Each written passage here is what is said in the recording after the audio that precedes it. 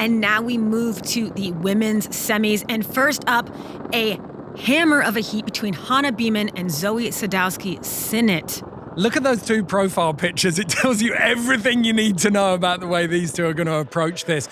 First in, though, it is Hana Beaman, the veteran, one of the most experienced women in the backcountry.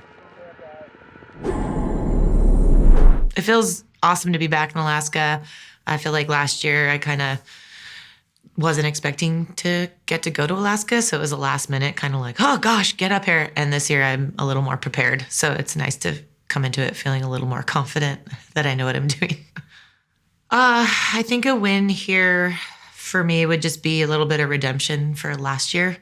I don't feel like I rode to my ability last year. I feel like I was a little too laid back and wasn't in the competitive mindset. I think just kind of showing what I can do in Alaska, I feel like I fell short of that last year. So a little bit of redemption this year would be nice.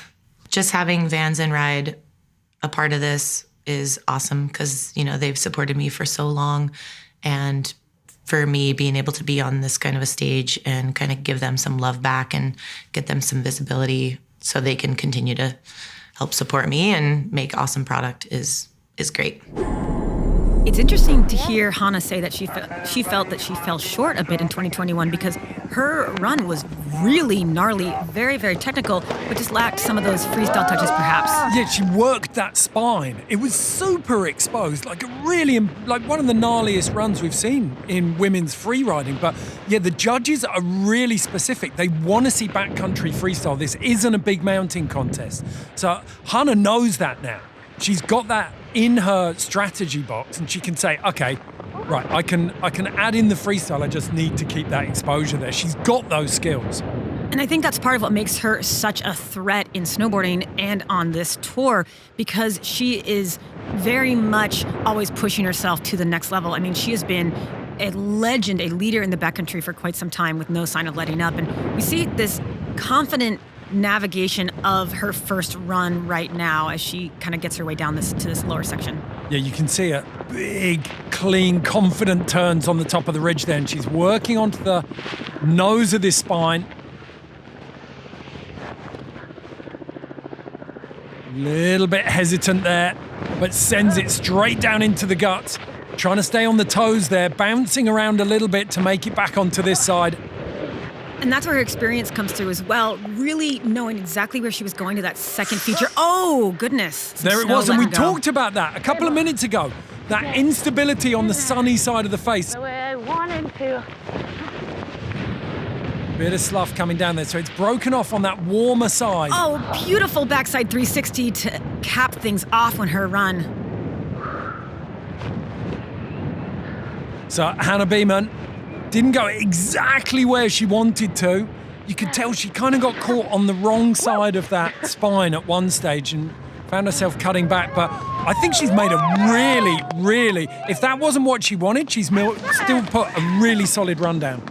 Yeah, I think that is a great foundation heading into her second run. And if you take a look on Hannah's left shoulder here, you can see that orange handle. That is a Dakine airbag. So if she had got snagged by that slab that broke off, she would have had an airbag. Very, very useful piece of kit up here in Alaska.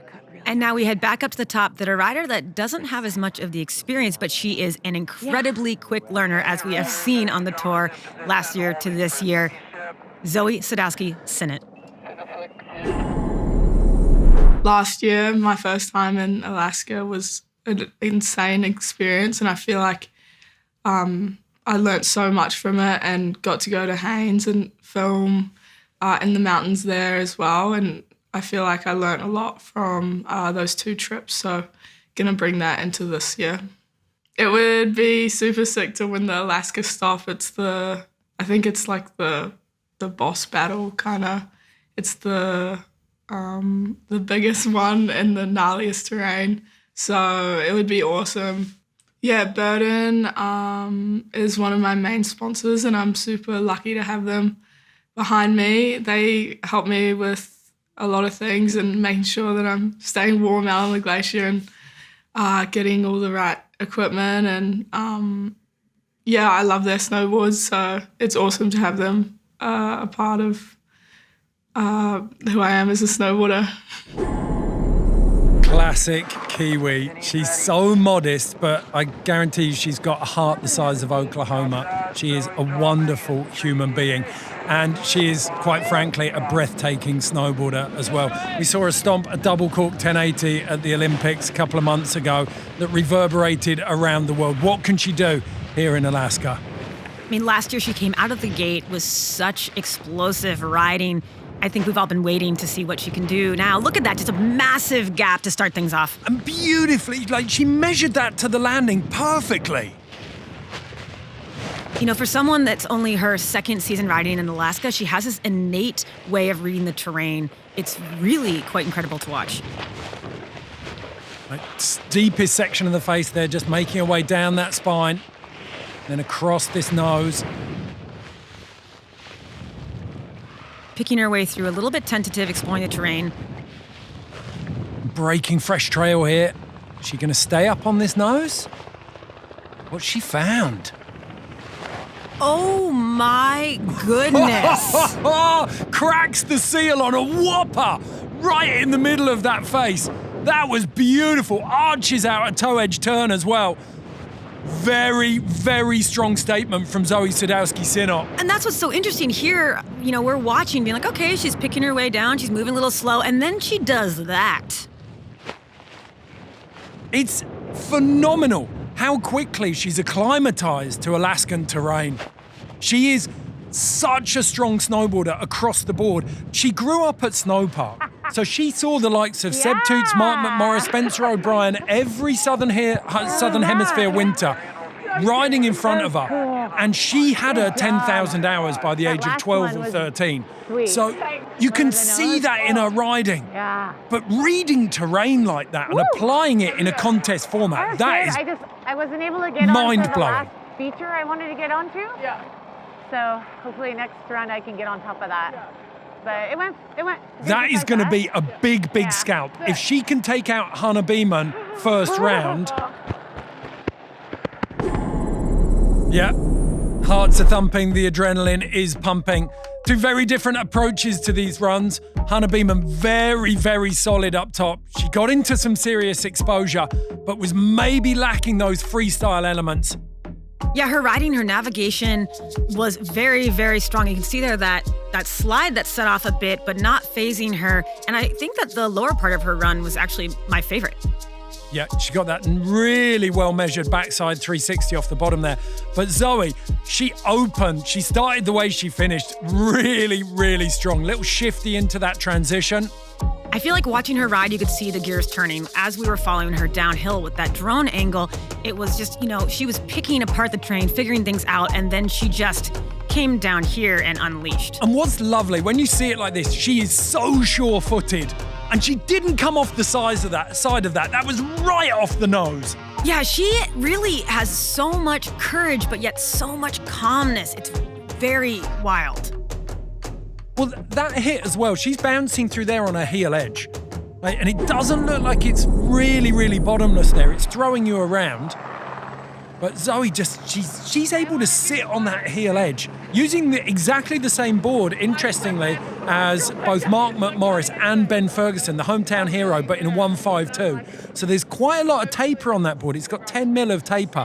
So the nose is wider than the tail and the board naturally floats.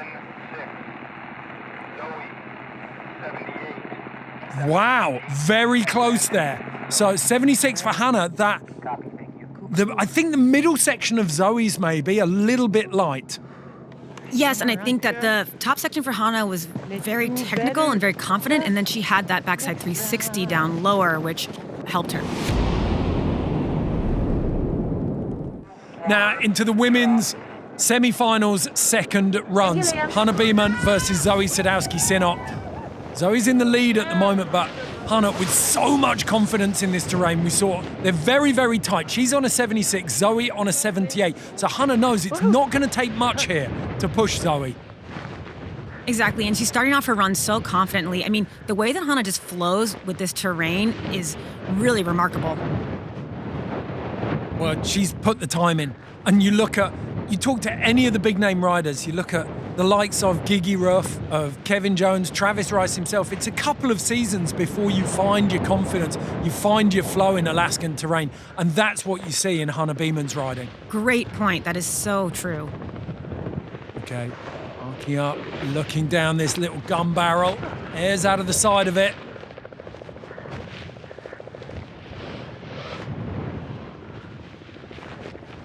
Navigating the spine. And now it starts to drop away. Controlling the speed really well through there. Just clipped a little rock there. Back three, beautiful! Oh, that was lovely. Controlled that really, really well. And now she's in that slide debris, I think, that she cut open in the first run. She's come down on that one. So definitely up the freestyle potential there. Oh! And landing the backflip.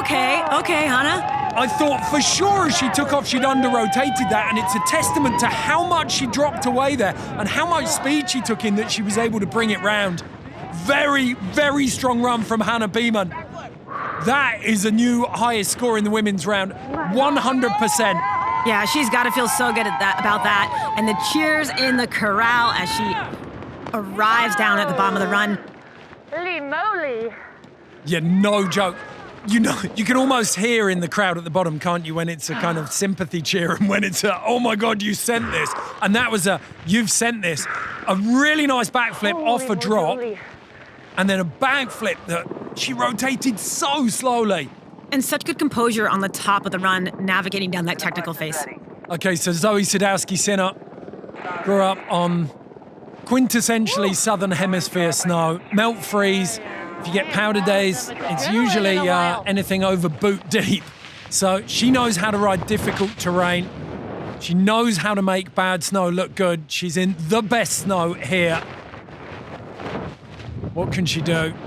And she also just is so strong. Like, she can power through tracks like this, and it doesn't seem to give her any trouble at all. And it's so, you get the feeling the lines are always direct with Zoi. She won't fluff around terrain. She's just like, I am going here, and I'm going to get there as quick as I can. Yeah. So same spine that we saw Sage on in that last quarter of the men's. She lining up here. Double. Cuts that heel edge in, almost white-roomed herself there, but deals with it. Okay, and picking her way down to this section. This was the nose that she pioneered. No one else has been off this. Oh, and she's over the front. Oh, and that will have given her a decent hit, I think. Trying to you can hear her giggling to herself. She actually fractured the top of her tibia going into this winter in October. She was polishing her double cork 10s, and a punter rode onto the landing in front of her. So she came back off that, but I saw her in the gym rehabbing it, and it was as if she'd done nothing. She takes those kind of things in her stride. Lovely front three. That was very beautiful. Oh no, and going down at the very bottom. I mean, part of this could just be, this is a long run. It's not without an element of exhaustion by the time you're 2 runs deep and getting to the very end of it. Hand goes up, she gives it the all clear. So, finalists from Alaska in 2021. Her run is done now, and I'd say she may have been leading coming into these second runs, but with Hana Beaman's performance there, I think this one is going to be very, very close. Yeah, and we heard Hana say that she was really looking to up the ante from what she did last year, which was in its right very impressive. And I think this second run was such a great show from her. Well, exactly. She'd had... If we look at this now, she works this spine up at the top. There's all of the exposure there, but then she's adding the freestyle element. And that's all of the feedback she would have got from the judges. She holds that so well there. Yeah, and this is where we see the experience that she has riding big mountain lines, riding in Alaska, really come through. Like you said, with that backflip that she just floats around just perfectly. And from that angle, it looks like she's swimming for it for a little bit. But from all of the other angles, she's so smooth. Zoi comes in, like as we always see her, with the afterburners on, absolutely smashing her way in here. But then kills that speed really nicely, actually. a little bit uncharacteristic as she got to the bottom, just having some trouble landing where she, as right here, where she usually pulls it through. Yeah, she was too far. She leans forward a little bit and she knows it straight away. She's swimming through the bottom of that. She actually picks it up really quickly. Yes, she she does. may not get too penalised there. It sort of looked worse than it was.